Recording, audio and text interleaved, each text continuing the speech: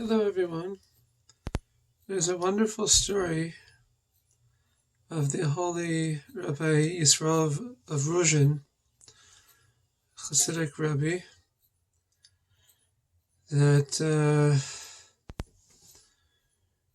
when he was only a small boy, this story goes like this. This is Rabbi Yisrael of Ruzhin recounting this story. When I was a young child, 4 years old, my holy father, Rabbi Shalom of Pravich, took me on a walk through the fields, and there we saw the sun setting, a beautiful and grand sight. Watching the sunset, it seemed to me as a young boy that the place on the horizon where the sun was setting was the end of the sky. I told my father, "Look, Abba, you can see where the sky ends."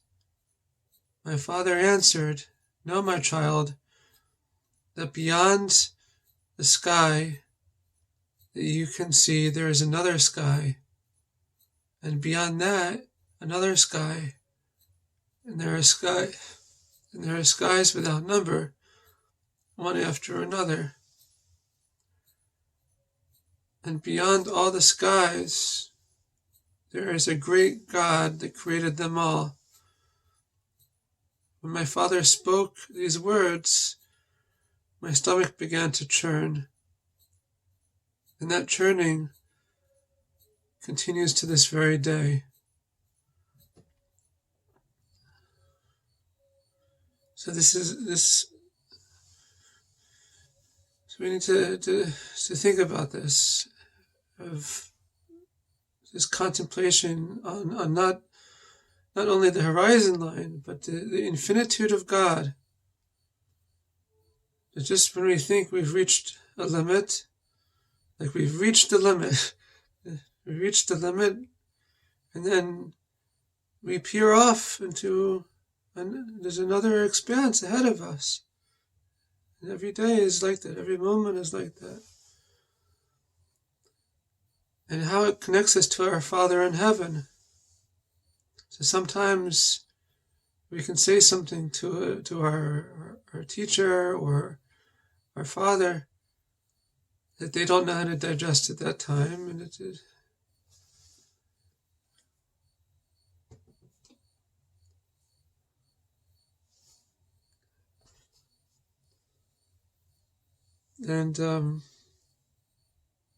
what does that mean? They don't know how to digest it.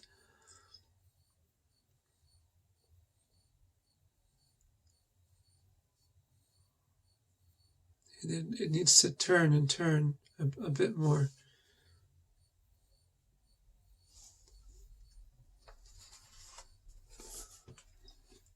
So horizon, ofek, in Hebrew, is associated with the word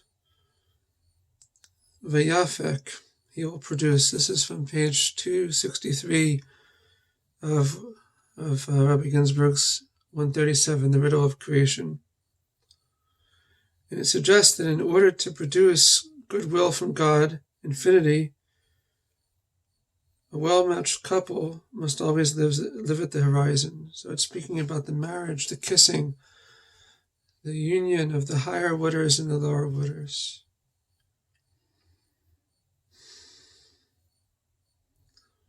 And we anticipate the consummation of our relationship with God with the coming of Mashiach, with the fulfillment of what it says in the Zohar, explains the higher waters of divine wisdom and the lower waters of the natural sciences, Torah and science.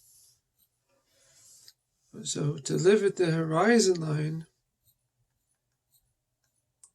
means to connect to the infinitude of God, which also means, in our context now of a teacher and student, or father, as in the story of the father and child,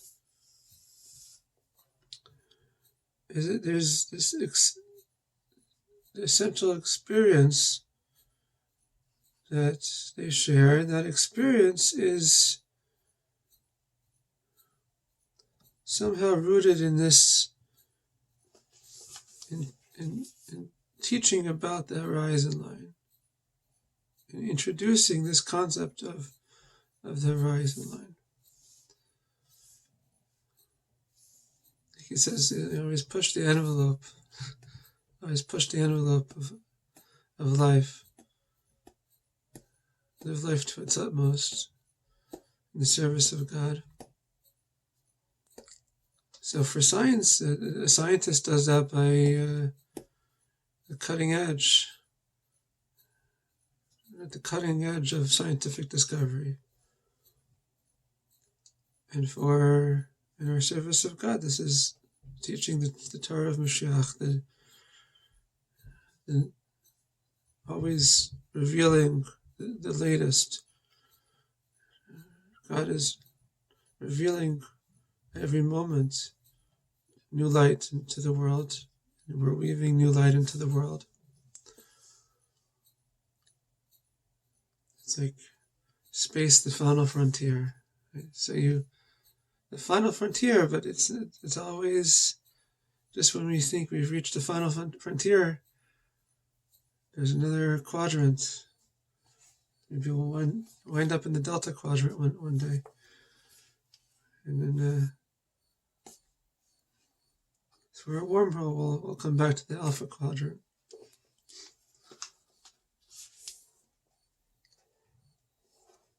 So a child should always know that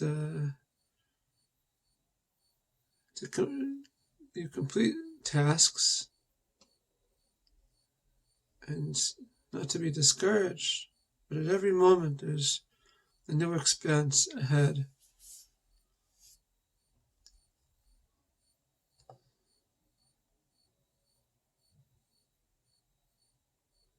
So this is an article of Rabbi Ginsburgh explains this story, and it continues. Something similar is written about God's recollection of the binding of Yitzchak, of Isaac.